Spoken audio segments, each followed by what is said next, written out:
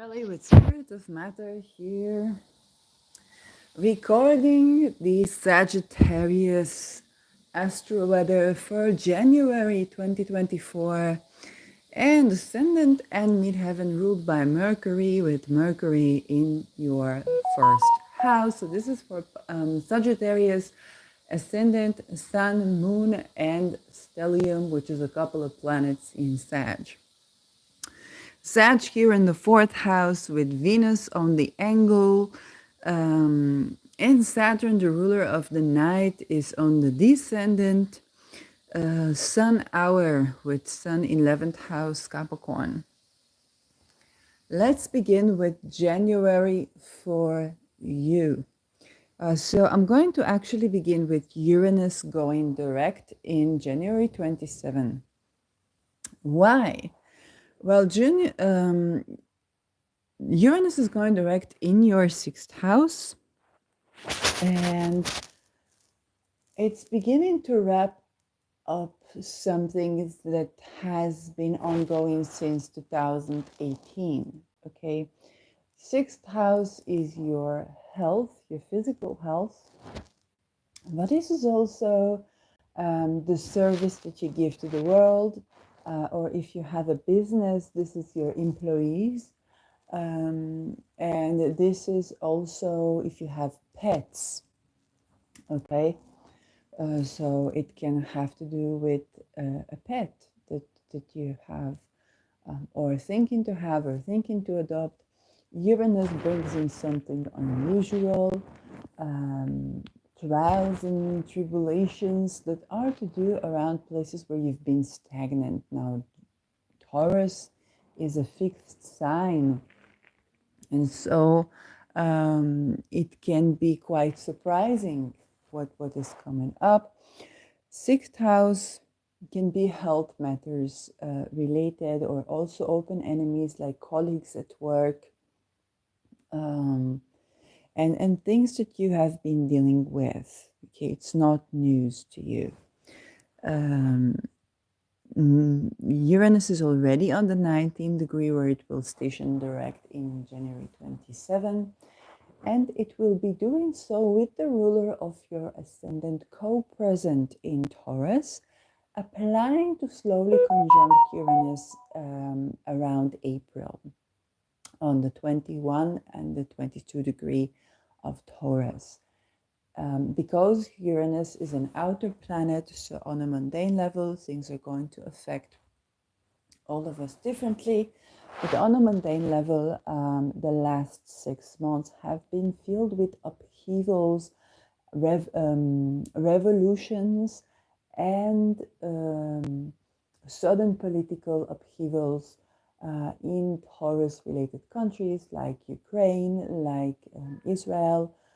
Belgium might begin to play a role, and we need to also consider that the Jupiter-Uranus, okay, in April is going to take place under the skies, where the 21st and 22nd degree, especially the 22nd degree, are going to be triggered around April, which is both the month of Nisan anciently and a holiday from a monotheistic religion, which is basically a Passover, okay?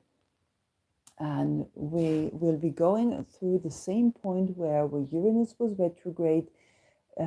Jews' doorways were marked with the Star of David and swastika, but the biblical story of around Passover tells of the Israelites being released from Egypt. Preceding that were 10 warnings of Moses to Pharaoh. The 10th was around the first boy in every Egyptian household. And indeed, what happened in Passover, the Jews were asked to dye their doorways red, and every first boy in every Egyptian household was killed, okay? The symbolisms here, whether they are orchestrated or not orchestrated, or what's behind them, cannot be ignored. So you also want to be paying attention to where were you around October 2023. How were the things that were happening in the world and their impact affecting your immediate surroundings? Okay, were you one of the Christians that put a mezuzah with the fish, okay, on your doorway to express solidarity with the Jews?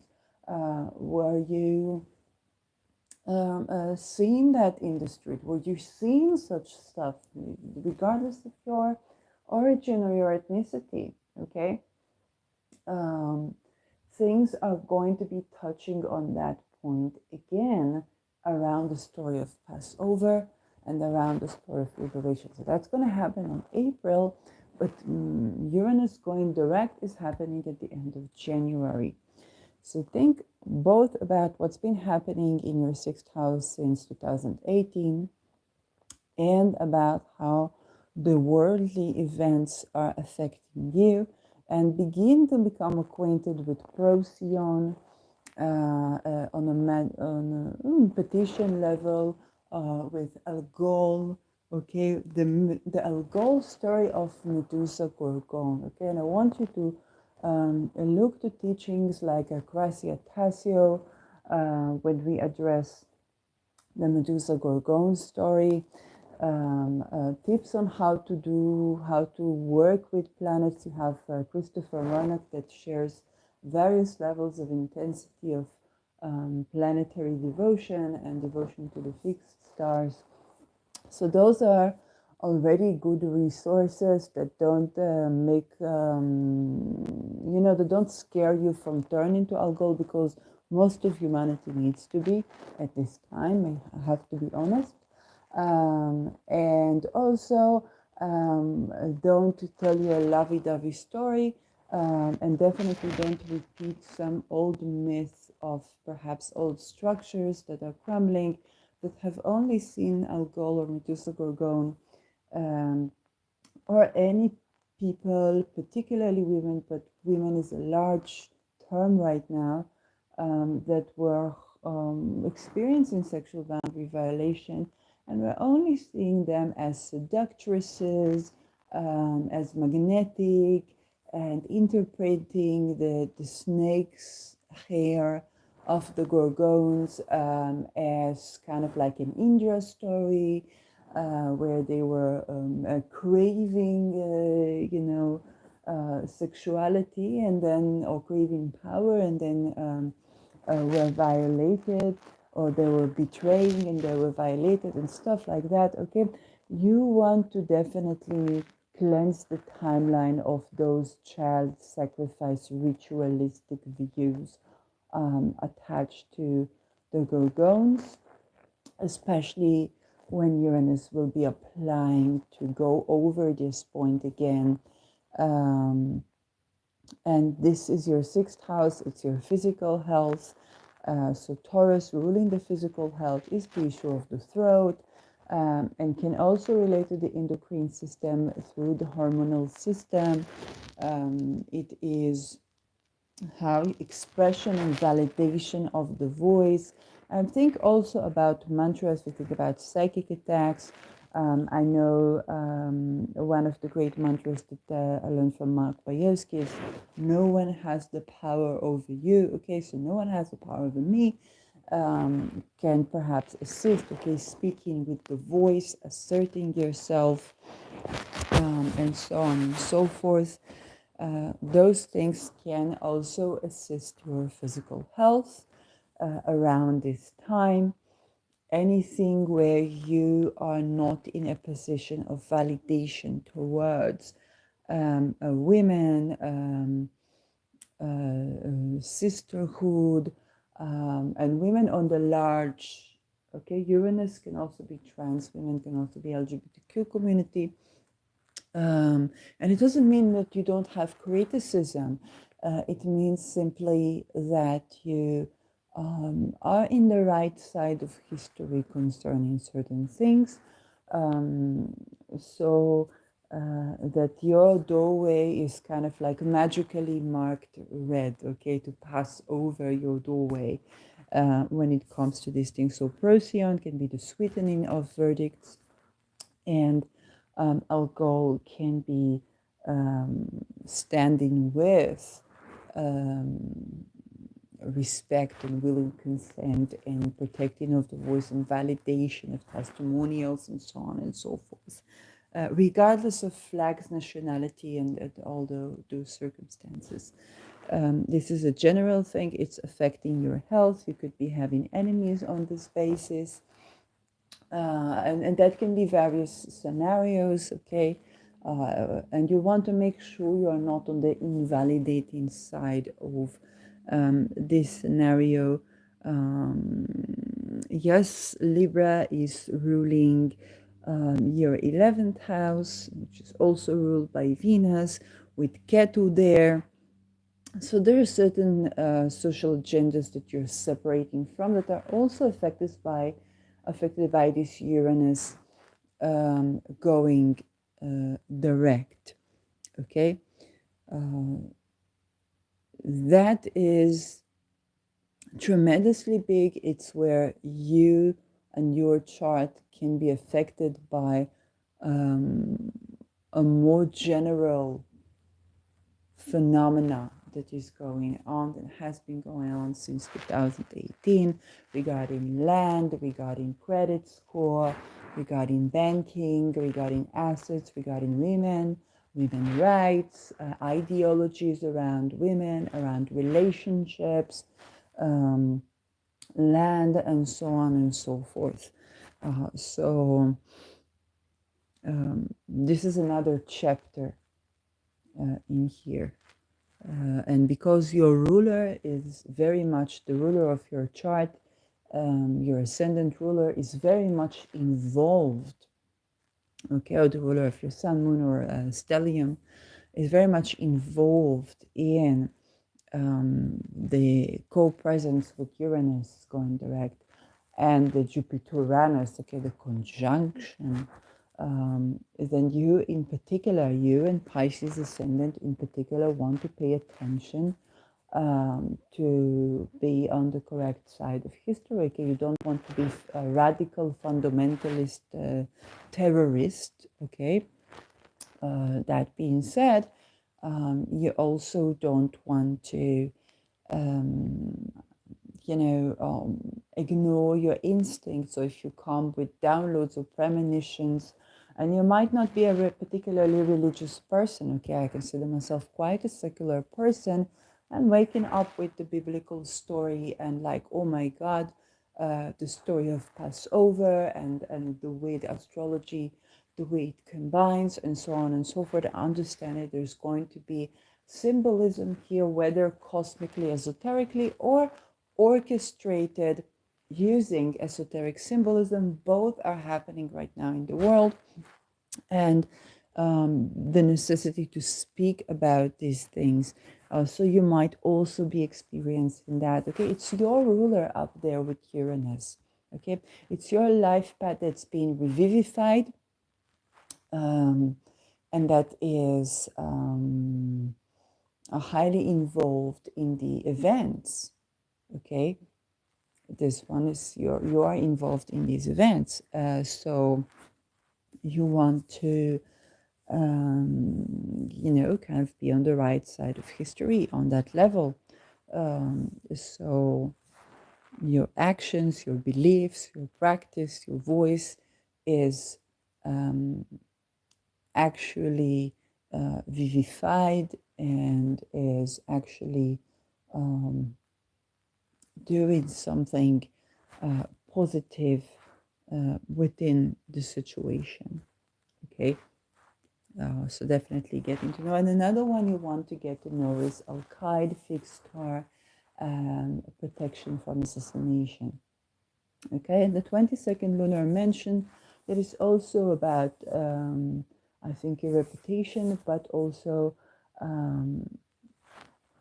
relevant to the topics that we are dealing with. All of the above is relevant to to tend to these things and to do the right thing at the right time with the right people. So, yeah. Now let's talk about the ingress of Pluto to Aquarius, which for you means Pluto ingresses to your third house. You are slowly wrapping up with Pluto in your second house. It's been there since 2008. And Pluto is delving into your third house. It's going to be eventually moving what S.J. Anderson calls the for good ingress is going to be 19 November 2024. Meanwhile, you're going to be having a period until about September 2 where Pluto is delving again to your third house. All the while the ruler Saturn is in Pisces, okay? So Pluto is creating an oscillation between polarities, between extremes when it comes to the house that it visits, okay? When it comes to your second house, so it's very likely that you have visited both extreme form of poverty relating to your life path when Pluto was in your second house, as well as perhaps quite some opulence, okay? And a lot of the teachings of Pluto is that you have to be kind of like a Zen master in the topic of that house, where you can enjoy riches, um, but you are not attached to having riches. And so, if you think about a while ago, I was watching Rachel Spring, and she was talking about the path of freedom when it comes to your possessions. Okay, so it's very likely that you have mastered such path of freedom when it comes to your possessions. And now, and you are at the culmination of seeing the fruits for that. Okay, so you can enjoy riches, you can enjoy having wealth, but you're not disturbed um, by not being highly opulent. Okay, so you have seen the polarities and the oscillations of the two. Now Pluto is entering your third house. And the third house is the house of close friends, siblings, and it affects your home life at the time of the ingress. So, which is also ruled by the ruler of the ascendant, okay? It just being Sagittarius ascendant means that your home life and your upbringing and your life path are intertwined, and also the house that you are living in. So for you, for example, Feng Shui can be way more important than for people whose ascendant ruler is not the ruler of the fourth house. Okay. Um, for me, ascendant Pisces, the ruler of my fourth is the ruler of my seventh, and so Feng Shui matters more for like to get a partner or attending to partnership also gives results in the housing, tending to the house gives results in the partnership, and so on. But for you, it is directly linked to your personal life path, and so you definitely want to be sure that you are in living in the right place for you, adjusting your home environment energetically. It doesn't have to be feng shui. It can be remedies like astrological remedies, housing, and keeping a good environment that's productive to you. So you're going to be going through oscillations with your siblings, with communication and transportation. You could be going through a situation where, for example, you are stuck at your house because you don't have a driving license, okay? And then go along the 2 decades that Pluto is going to spend in your third house to the other extreme, where your house is like a very technological car that maybe you built yourself, and all of the like, it can be something like that.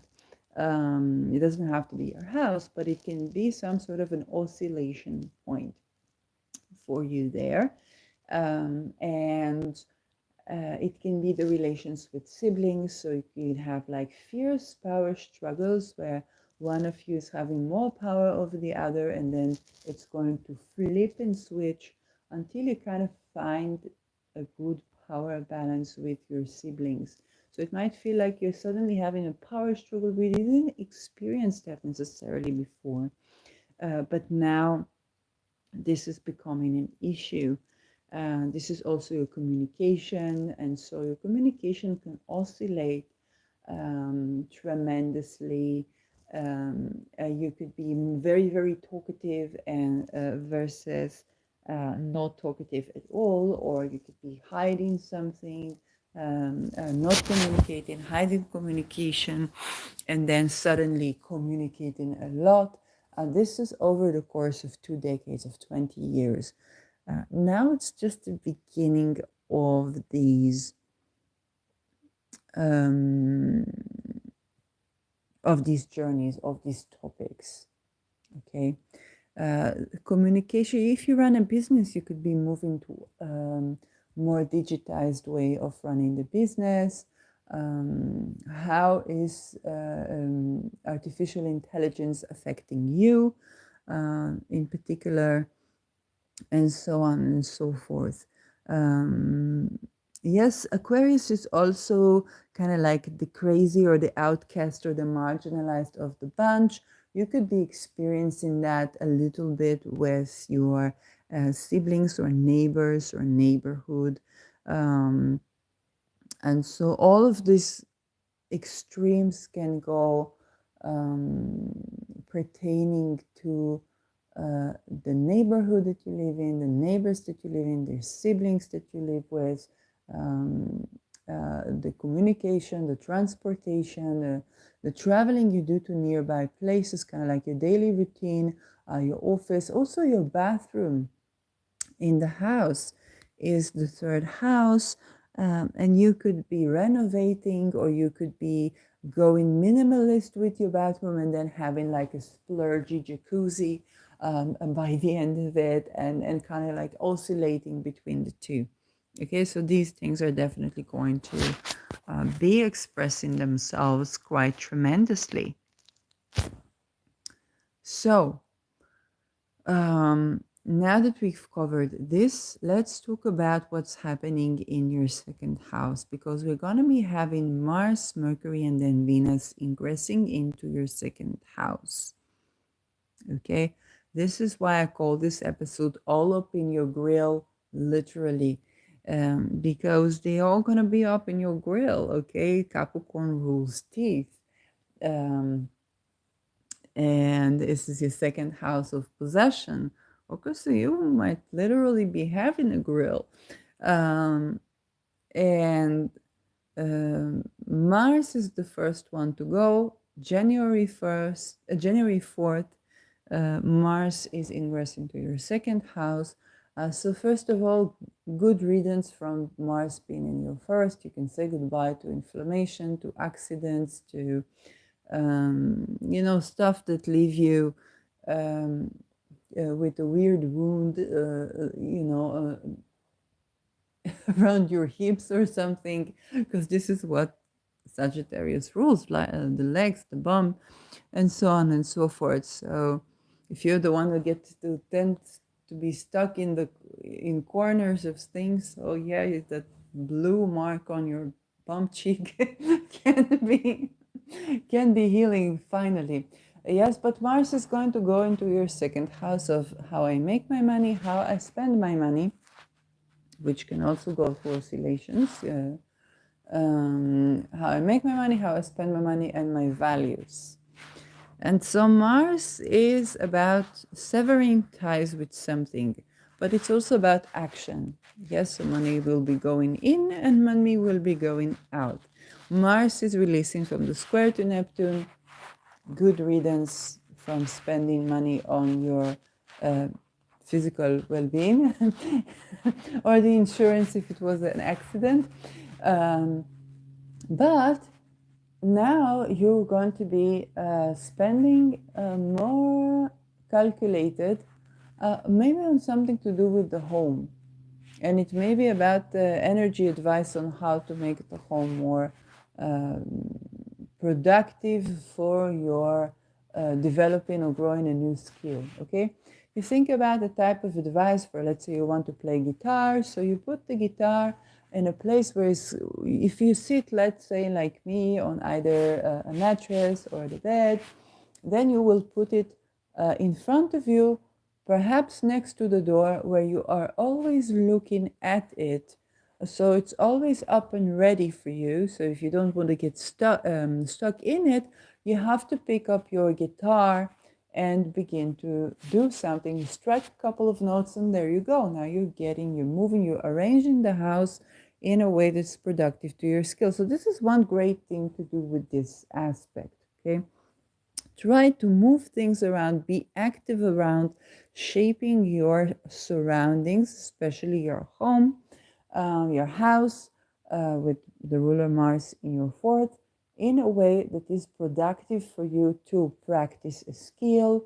And also, it can mean moving away things that, let's say, the wallet. Okay, maybe you spend too much money, so you're going to be doing things with your money, putting them in different corners, or hiding them from you. Okay, so you're gonna make your income a bit hidden from you, or your credit card, or you're going to take off the applications where you pay with your phone.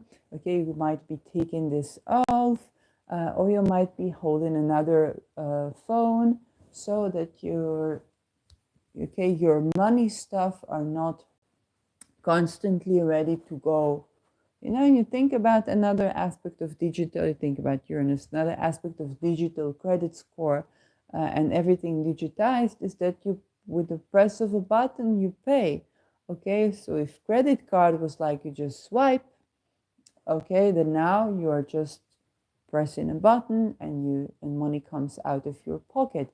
At the same time, money can come into your pocket by the similar action of pressing of a button, okay, like Cash App, like PayPal. And even accountants is slowly becoming more accessible. Too slowly, yes, but becoming international accountants will perhaps be becoming more accessible. We could do it online. And so it's easier to make money, maybe, yes, but it's also easier to spend money. And how you set your home environment in a way that delays transaction, okay, because Mars is action, Saturn is delay. Setting your home environment that delays transaction. If you do that when Mars is appearing, okay, so to delay money coming out of your pocket, but make way for money coming into your pocket, okay, or also giving charity. Okay, with Saturn in Pisces, you might be giving charity to housing. So donating money for people who need money for housing. People before funds, and there are enough people. If you go on Twitter, you will see it quite easily. There are enough people to donate money to. And charity work here can be very productive, while Mars will be the action. Okay, you set an intention, and you set this intention in action. You set a certain donation to someone, maybe through PayPal, through Cash App, that they need it for their housing. If you can do more than that, this can be very remedial for your home environment and your home energy. It can be like planetary charity. So that's another great thing to do with this energy. Yes, and also studying the skills. So it can be studying skills to do, even with maybe constructing or building a house, or building foundation to yourself, or education that is foundational. Okay, some skill that is built when Mars is ingress into your second house. Okay, it's a planet of action, and it's exalted in Capricorn, and it will sextile Neptune. So there is great potential to this transit.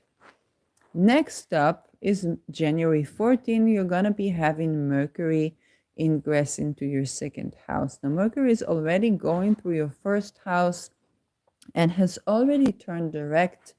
And well, Mercury in the first house direct after going through a retrograde, that means that there's certain words, communication, or you may be spending money on yourself, on your well-being, on insurance, renewing things. Um, yes, with Jupiter in your sixth house, maybe mainly on your health or on your pet. You're going to be doing some transactions there. In your second house, with the ruler in your fourth, then this is you might be renewing a contract, whether it's for your tenant or that you are the tenant. So you might be renewing a contract. Another thing that you might be doing there is buying things for your home.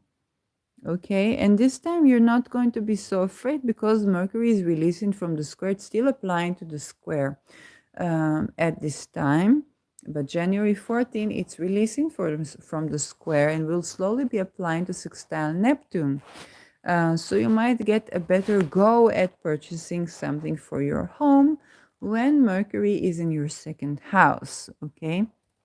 And you might be a bit disillusioned from a purchase that you are making while Mercury is applying to square Neptune, okay, which is in the coming days. And is active already now.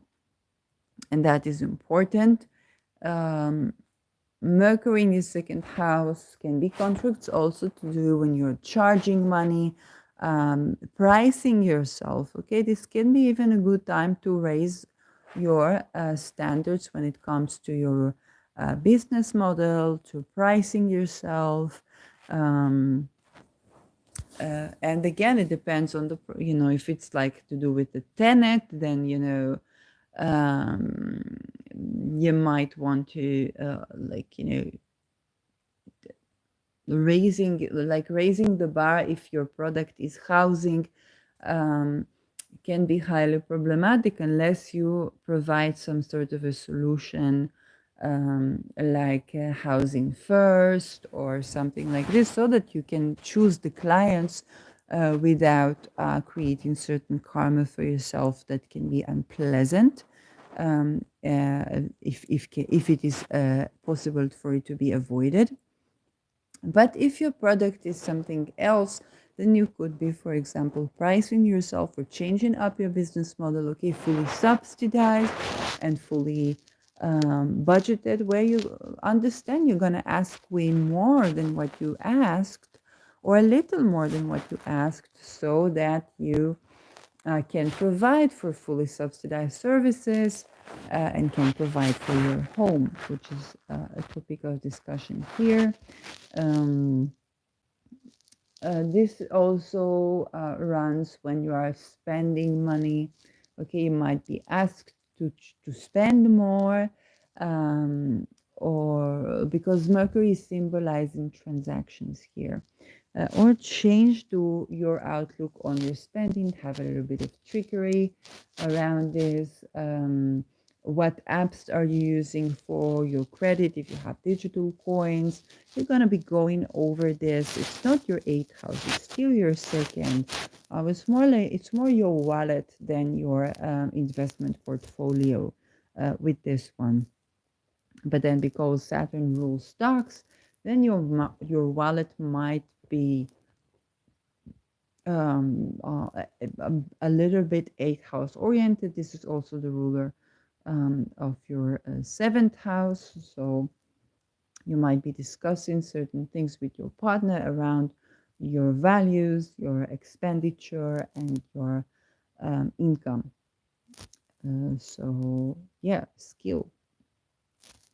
When January 23rd is when Venus ingresses into Capricorn.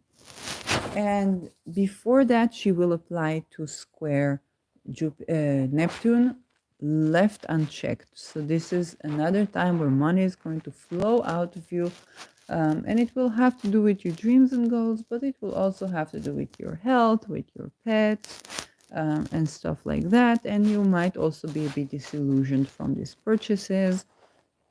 Hopefully it's not like trying to sleep with someone who is actually your enemy at work. Yeah, so affairs with colleagues at work are not favored for you in general, especially if you are a man, because Venus is kind of like, or a lesbian woman, or lesbian queer or something like this.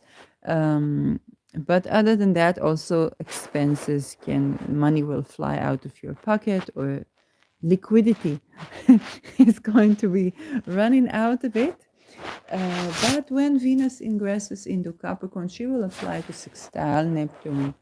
And so you might be perhaps more thrifty, more practical, and you might make money. So you might spend money on an enemy, but you also might make money.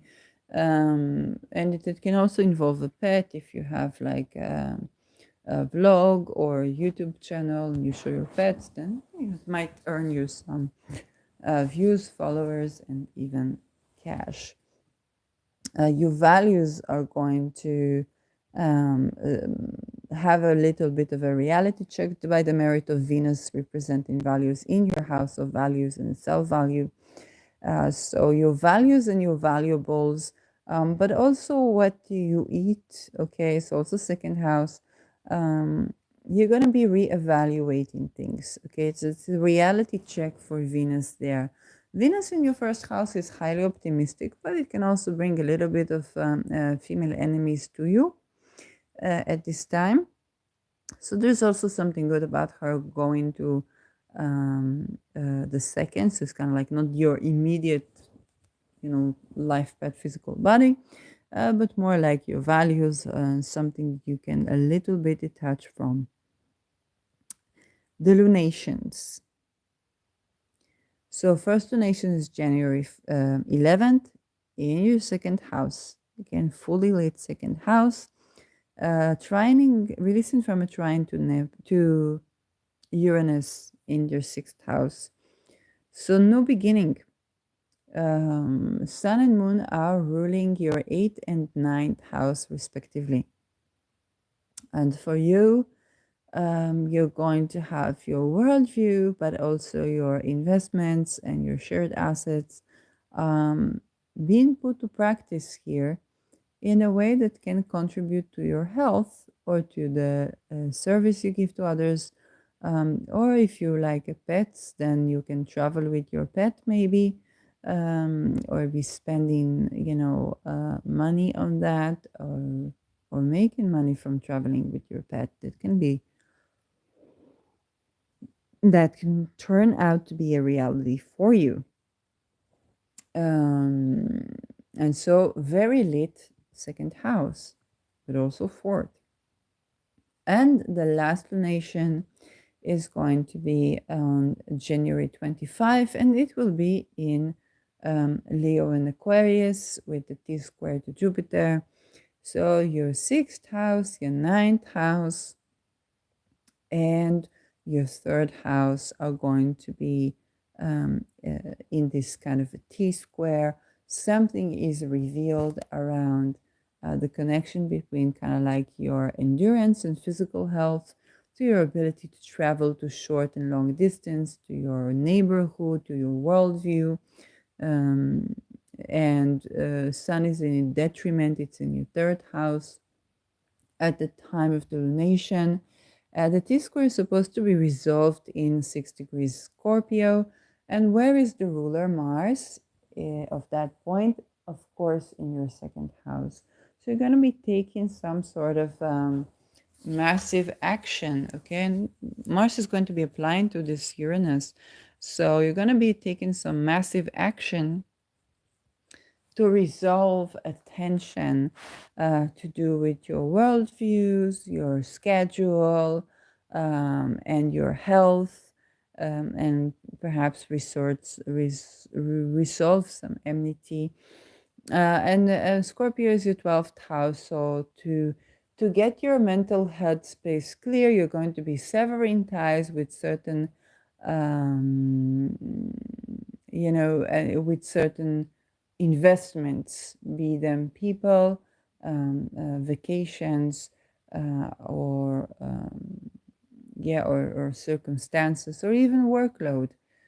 So Mars is about setting a boundary, asserting yourself, and you're doing this from the motivation of acting with your skill and with your judgment as to how you spend your money, how you make your money, and your values. You are putting them to practice. So it's actually blessed, and you're going to be defined in doing so. You're going to be a little bit rebellious, but this is a trine to Uranus. It's not a hard aspect. So all in all, it's supposed to be. It might shock some people, but all in all, they were very likely to appreciate the fact that you're set the boundaries, or they're going to be out of your life because they're toxic to you. Okay, so this is the month for you, and this is January. A lot of second house activity. Okay, so time to release them abundance flow.